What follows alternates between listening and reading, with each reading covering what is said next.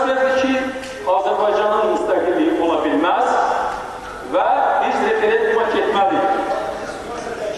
Xahiş edirəm, şərait yararını mən sözümü deyim.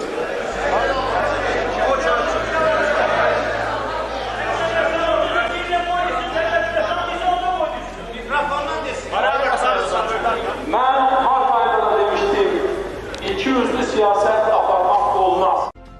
Bunları taşıyacaksınız. Ben bilirdim ki ben çıkış ederden sonra kimler çıkış edecekler gelecekti.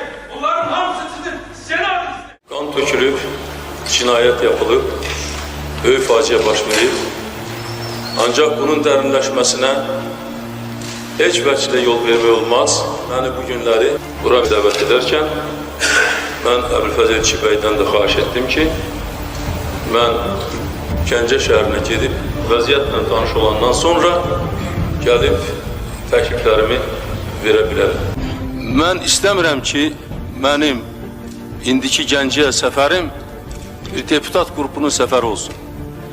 Mən bir haldakı dediyim kimi bura dəvət olunmuşam və bu prosesdə iştirak edirəm. Mən özüm tək gedib bu işlərlə məşğul olmaq istəyirəm. Deputat qrupu göndərmək istəyirdiniz, əvvəl göndərəydiniz. Siz hamınız burada oturmuşsunuz. Gəncədən xəbəriniz yoxdur. Heç biriniz oraya getməmişsiniz. Burada oturup yenə də məsələ müzakirə eləmək istəyirsiniz. Məsələ həddindən artıq mürəkkəbdir. İndi bunu nəyini müzakirə eləyəcəyik burada? Burada tədbirlər görmək lazımdır. Tədbirləri də burada səs vermə yolu ilə olmaz. Müəyyən səlahiyyətli adamlar görməlidir. Siz yəqin ki, vəziyyətdən çıxış yolu axtarmırsınız, başqa işlərlə məşğul olmaq istəyirsiniz. Gəlin hər şeyə açıq danışaq. Bütün millət Müsad Heydər Əliyevi gözləyir. Eğer istiyorsunuz ki bu odun üstüne su dökesiniz, Heydər Əliyev gəlməlidir vəzifəyə.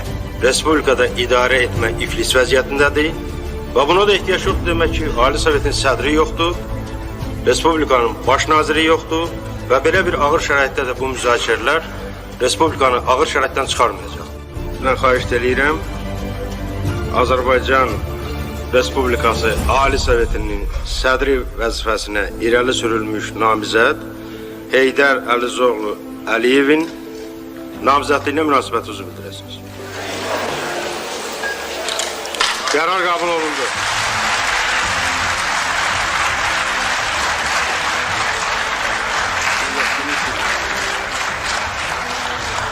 Azərbaycan Respublikasının bugünkü ağır, mürəkkəb və gərgin vəziyyətini tam məsuliyyətlə dərk edirəm və bu vəzifəni üzərimə götürərək öz məsuliyyətimi anlayıram və bunların hamısını rəhbər tutaraq əlimdən gələni edəcəyim.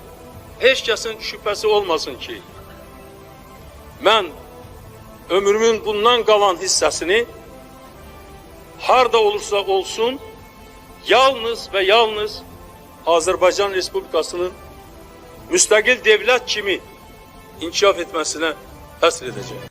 Bu gecə Azərbaycan Respublikasının prezidenti Əbülfəz Elçi bəy heç kəsə xəbər vermədən Bakını tərk edib. Əlaqə saxlaya bilməmişik. Prezident xəbərsiz Naxçıvana gedib və bu gün səhər mənə məlum olan xəbərlərə görə başqa dövlətlərə kömək üçün müraciət edib. Azərbaycan bundan sonra heç vaxt müstəqilliyini itirməməlidir. Mən Azərbaycanın Ali Sovetin sədri kimi və dövlət başçısının vəzifəsini ifa edən kimi buradayım. Mən keşikdə durmuşam, narahat olmayın.